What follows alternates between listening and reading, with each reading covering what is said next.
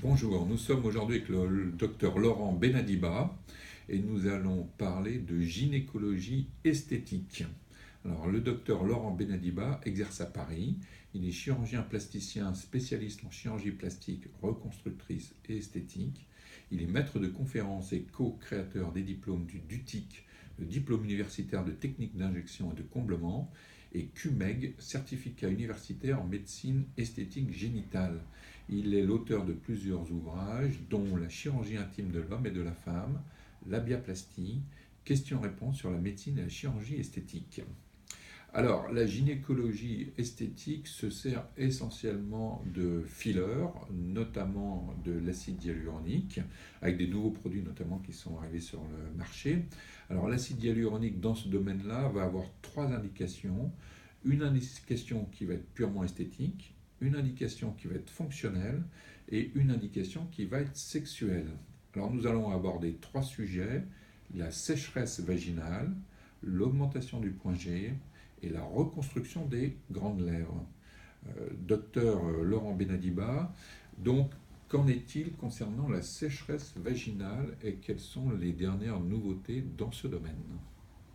Alors effectivement Thierry, la sécheresse vaginale qui est un problème qui touche de nombreuses femmes, en particulier après la ménopause ou après le traitement d'un cancer du sein par exemple qui est hormonodépendant, est souvent mal traité car il faut utiliser des traitements locaux qui sont plus ou moins efficaces et assez compliqués à utiliser en pratique.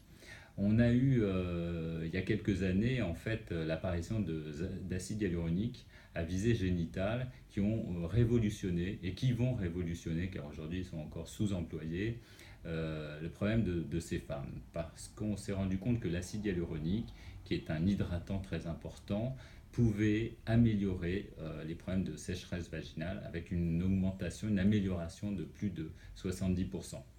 L'intérêt de cette technique, c'est qu'elle est très simple, hein, puisqu'il suffit d'injecter de l'acide hyaluronique à l'entrée du vagin pour qu'il diffuse complètement au vagin et restimule une sécrétion qui peut être durable plusieurs mois, parce qu'on va agir sur les cellules qu'on appelle les fibroblastes de façon à la fois mécanique et par autostimulation.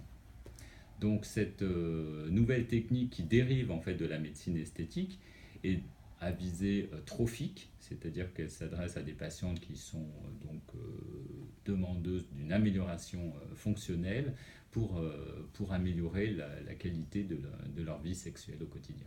Alors ça, c'est vraiment une nouveauté. Les femmes ne sont pas encore tellement au courant de ces possibilités. Malheureusement non, parce que je dirais que l'information doit se faire surtout auprès des médecins. Je pense que c'est aux gynécologues de connaître ces techniques, de les maîtriser. Et là, en fait, on se rend compte qu'on arrive à un problème de formation. Parce que d'un côté, on a des médecins esthétiques qui injectent de l'acide hyaluronique depuis de nombreuses années, donc qui savent injecter, mais qui ne connaissent pas bien la sphère génitale. Et de l'autre côté, on a des gynécologues, dont c'est le métier, mais qui n'ont pas l'habitude d'injecter, en particulier l'acide hyaluronique, et qui ont besoin aussi de maîtriser, de connaître ces techniques. Et donc la formation est très importante, et c'est pourquoi il y a 3 ans, nous avons eu l'idée de créer un diplôme universitaire qui permettait non seulement d'informer, de comprendre le fonctionnement de ces nouvelles techniques, et donc de les apprendre pour pouvoir les proposer aux patientes. Ah oui, donc c'est vraiment une nouvelle discipline. C'est une nouvelle discipline, elle est en plein essor et je pense qu'elle sera un domaine d'avenir qui ne sera que croissant et bénéfique aux patients. Alors, on sait qu'il existe beaucoup de types d'acide hyaluronique sur le marché. On emploie un acide hyaluronique en particulier, plus réticulé, moins réticulé, plus volumateur. Alors, C'est quoi la oui. spécificité en fait? Alors en fait, on a la chance en France d'avoir un laboratoire français, dont je ne citerai pas le nom, mais qui a fabriqué deux produits spécifiques pour la sphère génitale. Un à visée trophique, qui est un acide hyaluronique réticulé, dont le but est de créer de l'hydratation. Cet acide hyaluronique, en fait, souvent je donne cette image. C'est un peu comme la mésothérapie du visage. Si on veut hydrater un visage, on va piquer l'ensemble du visage et on va avoir un effet d'hydratation parce que les molécules d'acide hyaluronique adorent l'eau et elles vont capter l'eau et elles donc apporter ce côté d'hydratation. En gynécologie, c'est beaucoup plus simple puisqu'en fait, il n'y a pas de peau à l'intérieur du vagin, c'est ce qu'on appelle une muqueuse, et il suffit donc d'injecter à l'entrée de cette muqueuse, à l'entrée du vagin, pour avoir une diffusion et une hydratation complète. Ensuite, il y a d'autres produits plus réticulés, plus volumateurs, qu'on va utiliser soit donc dans l'autre sujet, c'est-à-dire l'augmentation du point G, ou dans la reconstruction, dans l'augmentation de la taille des grandes lèvres. Alors, toujours concernant la sécheresse vaginale, auparavant, il existait quand même d'autres techniques. Donc, il y avait une réponse médicamenteuse, on va dire, avec des hormones et du laser, c'est ça? Alors, il y a effectivement les traitements hormonaux chez les femmes ménopausées qui est le plus efficace, mais aujourd'hui, il y a une certaine inquiétude à la fois des patientes et des médecins sur ces traitements hormonaux. Et donc, il y a nombreuses femmes qui ne veulent plus être traitées pour leur ménopause. Il reste donc les traitements locaux, c'est-à-dire des ovules, des crèmes, des traitements qui sont à faire quotidiennement, qui ne sont pas toujours très efficaces, qui parfois même brûlent. Il faut savoir qu'une patiente qui a une atrophie très importante de sa muqueuse génitale ne supportera pas les ovules. Bien souvent, ces patientes, c'est les confrères gynécologues d'ailleurs qui nous le disent, elles ne les supportent pas et donc il est très difficile de les traiter. Il faut parfois aussi même programmer, c'est-à-dire une patiente qui sait qu'elle va avoir une relation sexuelle le soir, on va peut-être avoir besoin de programmer ça en mettant son ovule quelques heures avant pour améliorer cette lubrification.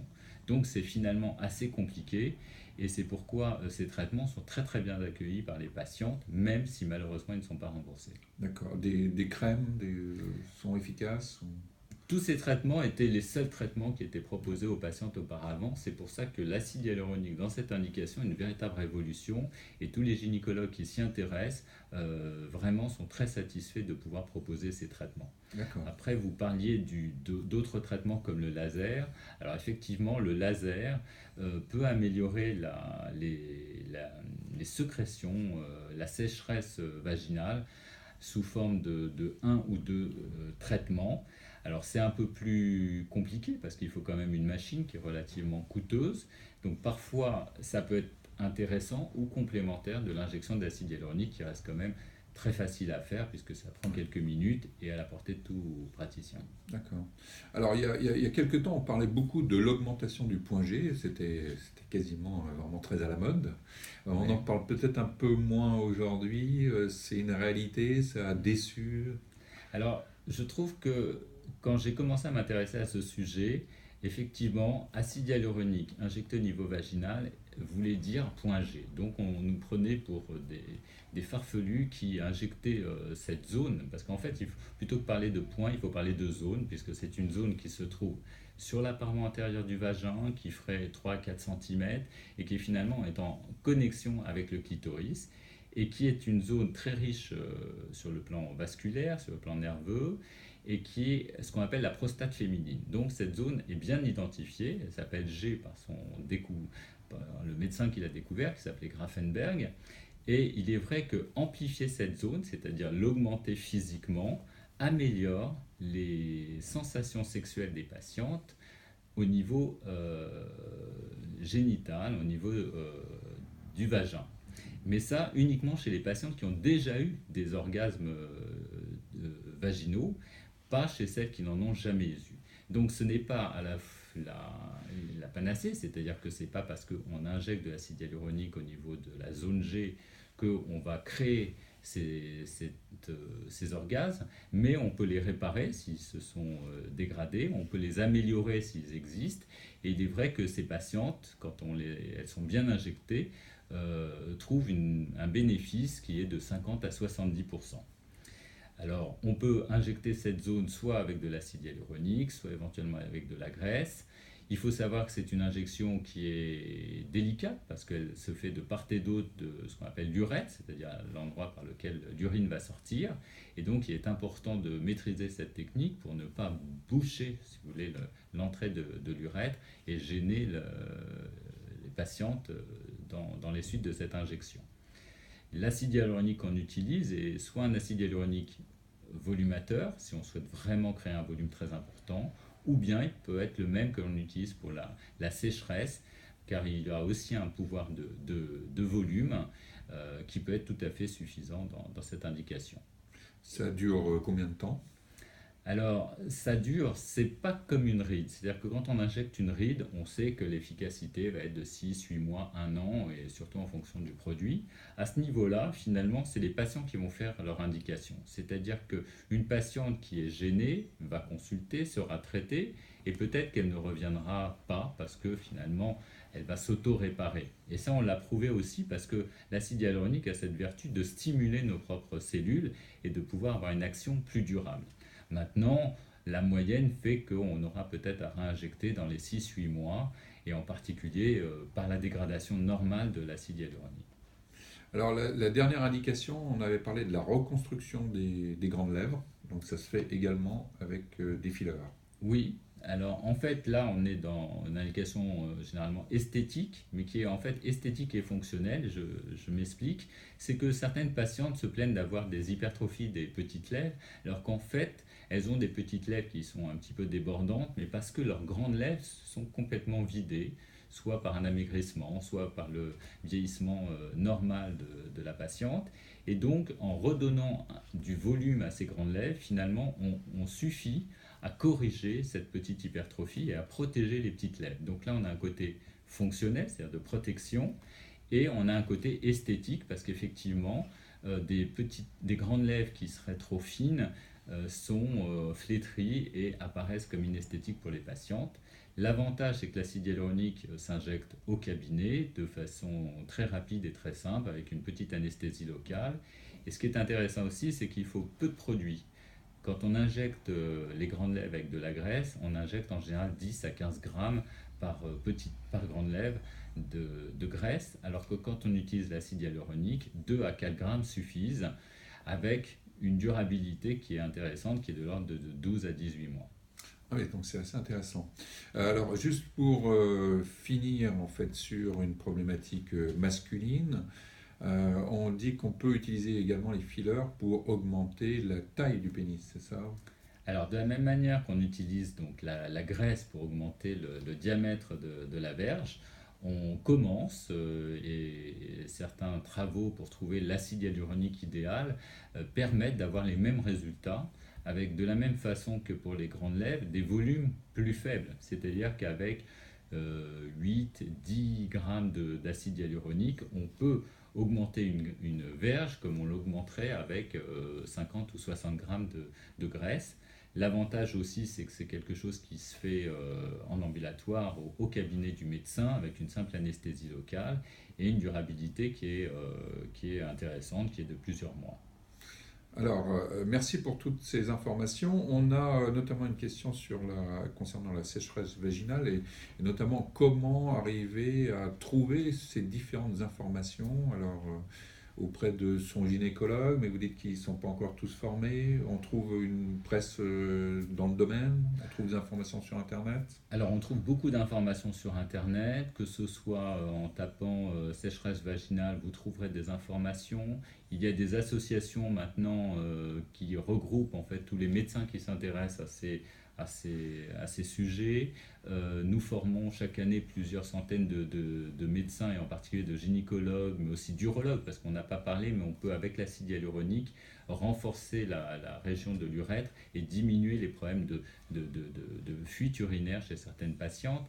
Donc il y a tout un côté à la fois fonctionnel, esthétique et réparateur qui se mêlent. Et en fait, peu de médecins maintenant ne s'intéressent pas, je dirais, à ces sujets. Et il y a encore effectivement du travail à faire, mais toutes les patientes pourront trouver des réponses auprès en tout cas de leur gynécologue très rapidement. Alors, je crois qu'il y a des congrès notamment qui sont un peu dans ce domaine. Effectivement, maintenant depuis au moins 4 ans, je dirais que dans chaque congrès, il y a des sessions génitales où on parle aussi bien des problèmes esthétiques que réparateurs chez l'homme et chez la femme. En particulier, là prochainement, nous organisons à Monaco un très gros congrès dans lequel il y aura une journée complète sur ces sujets. Et d'ailleurs, pour la formation, nous allons pour la première fois dans un congrès de niveau international faire des démonstrations en direct, bien sûr réservées aux médecins. Et c'est très intéressant pour les médecins car ils peuvent voir effectivement la simplicité de ces gestes techniques et pour pouvoir les refaire secondairement à leurs patients. Alors, on est partenaire justement de ce congrès, je pense qu'on peut le citer, c'est la MWC à Monaco, c'est un congrès très important, et donc là, ce sera un pré-cours, en fait, Voilà. juste avant l'ouverture de ce congrès. Donc, je vous invite tous à venir à ce pré-cours, en tout cas pour les médecins, qui aura lieu donc le 5 avril à Monaco. C'est une journée complète où on va présenter toutes les nouvelles techniques, aussi bien pour la restauration génitale féminine que masculine. Et pour citer rapidement tout ce qui sera présenté, on aura les traitements par laser, les traitements par le PRP, on n'en a pas parlé, le plasma riche en plaquettes, l'acide hyaluronique bien sûr, la radiofréquence, la toxine botulique. Aujourd'hui, en fait, toutes ces techniques qui étaient utilisées auparavant en médecine esthétique se sont adaptées et utilisées pour réparer, embellir et améliorer la vie sexuelle de nos patients et nos patientes. Bon, très bien. Donc, un plein d'informations lors du prochain congrès de Monaco. Docteur Laurent Benadiba, on vous remercie donc pour toutes ces informations utiles et pas forcément faciles à discuter, à parler, à diffuser. Si vous avez des questions, n'hésitez pas à nous envoyer vos mails, des demandes par SMS, par téléphone. On essaiera de faire notre possible pour vous répondre dans les meilleurs délais. On vous remercie, à bientôt. Merci.